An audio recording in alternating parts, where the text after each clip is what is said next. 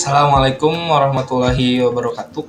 Perkenalkan, nama saya Asep Taufik Hidayat, NPM 1950230 dari kelas A angkatan 2019. Di sini saya akan menjelaskan mengenai visi dan misi Yayasan Asep Taufik Hidayat dalam mata kuliah Manajemen Strategi di tugas pertemuan keempat. Nah, baik, ada 5 pembahasan yang akan saya jelaskan. Yang pertama itu kajian teori mengenai visi, yang kedua kajian teori mengenai misi, ketiga itu alasan saya ataupun hal-hal yang saya pertimbangkan dalam menentukan visi dan misi, yang keempat pernyataan visi dan misi saya, dan yang kelima itu hasil analisis atau argumentasi mengenai visi dan misi saya. Oke, kita lanjut saja yang pertama. Yang pertama itu ada kajian teori mengenai visi. Yang pertama yang saya akan bahas itu mengenai tujuan visi. Visi harus memiliki beberapa tujuan. Yang pertama itu mencerminkan apa yang ingin dicapai oleh suatu organisasi. Yang kedua, memberikan arah dan fokus strategi yang jelas. Yang ketiga, memiliki orientasi terhadap masa depan. Yang keempat, menjamin kesinambungan kepemimpinan organisasi, dan yang terakhir menumbuhkan komitmen seluruh jajaran dalam lingkungan organisasi. Oke, selanjutnya kita bahas mengenai isi visi.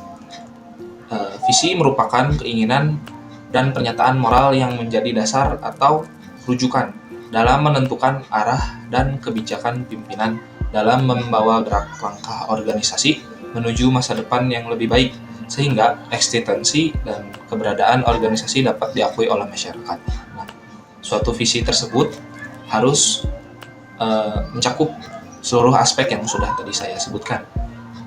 Selanjutnya mengenai rumusan ideal visi. Ada 3 aspek atau 3 ciri-ciri yang harus dicamkan terhadap suatu visi agar bisa dikatakan visi tersebut ideal. Yang pertama, rumusan visi yang ideal itu menjelaskan arah dan tujuan organisasi. Nah, sehingga dapat membangkitkan antusiasme ataupun komitmen dari setiap penggiat organisasi tersebut. Yang kedua, rumusan visi harus mudah dipahami karena ungkapannya mempunyai alasan yang jelas dan dapat menjadi panduan bagi kebijakan suatu organisasi. Yang ketiga, rumusan visi suatu organisasi tidak dibenarkan apabila bertentangan dengan suatu visi satuan organisasi di atasnya ataupun satuan organisasi induknya. Keempat, itu ada kriteria visi yang baik.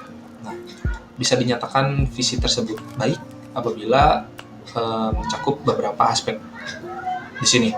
Yang pertama, rumusannya itu harus singkat, padat, dan mudah diingat. Yang kedua, itu harus bersifat inspiratif dan menantang untuk dicapainya.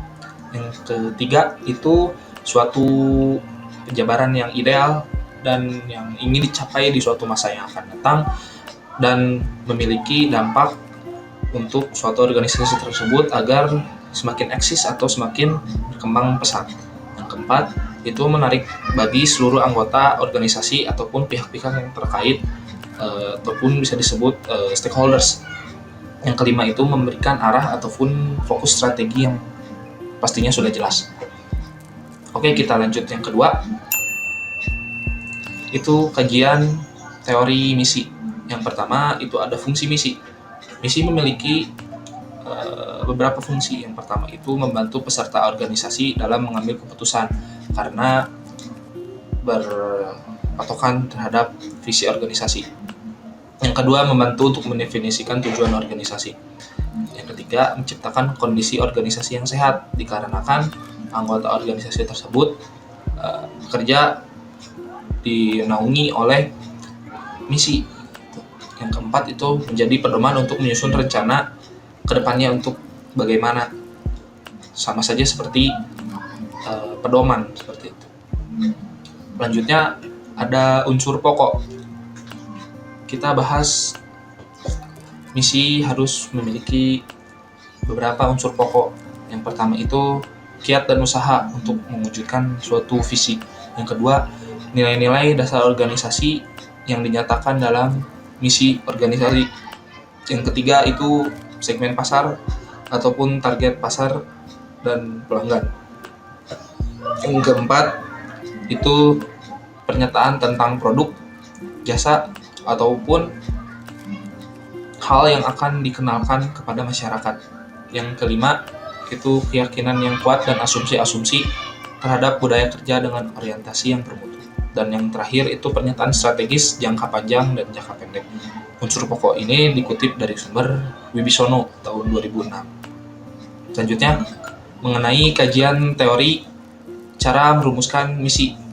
Nah, ada 5 cara dalam merumuskan misi. Yang pertama itu review atau meninjau ulang terhadap masalah yang dihadapi, baik internal maupun eksternal, dengan melakukan pendekatan ataupun dengan menggunakan pendekatan SWOT, Strengths, Weakness, Opportunities, dan Threats. Yang kedua itu melibatkan seluruh anggota organisasi untuk memberikan partisipasi atau sharing secara maksimal sesuai dengan kemampuannya masing-masing. Yang ketiga, menumbuhkan sikap rasa mengenal misi yang akan dirumuskan secara bersama.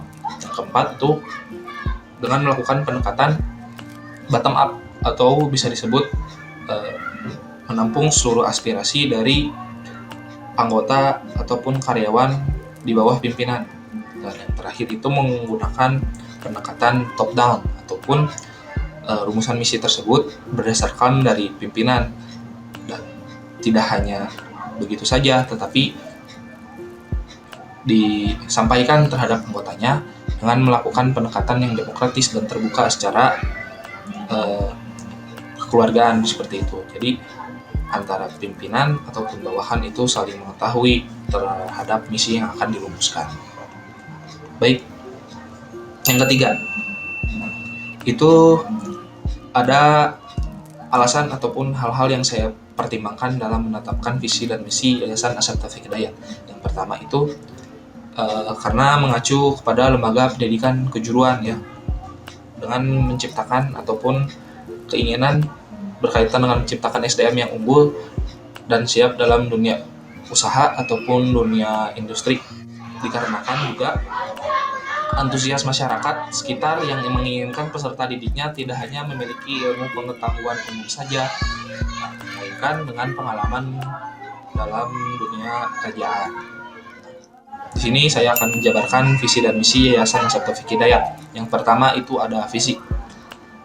Sebagai lembaga kejuruan yang profesional dan berwawasan lingkungan, yang mampu menghasilkan lulusan yang bertakwa, cerdas, kompeten, dan kompetitif.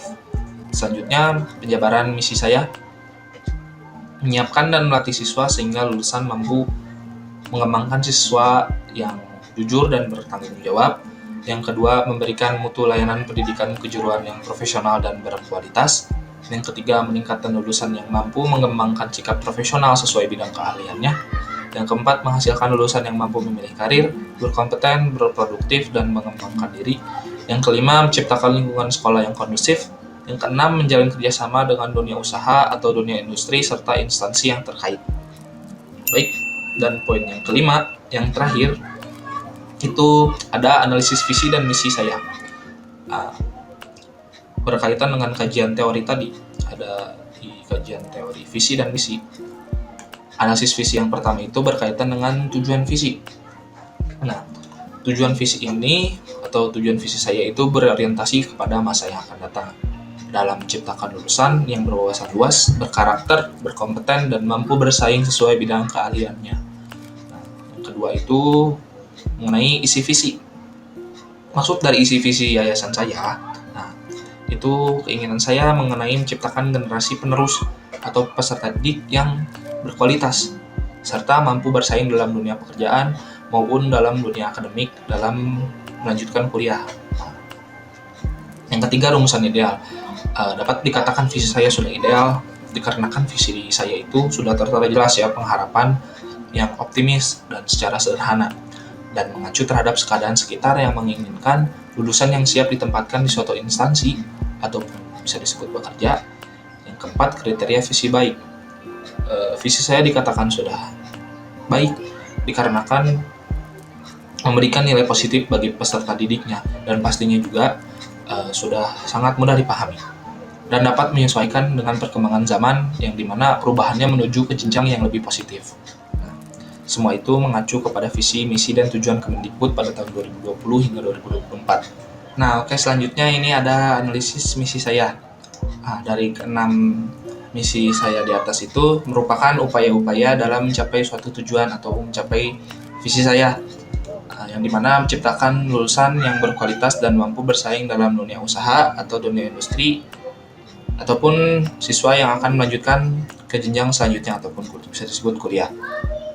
Nah, misi di atas juga merupakan cara-cara dalam memenuhi keinginan orang tua dari peserta didik sebagai prioritas utama dalam memajukan sekolah dan kinerjanya juga. Nah, senantiasa juga kami meningkatkan rasa percaya diri untuk mempercayakan peserta didik kepada sekolah kami.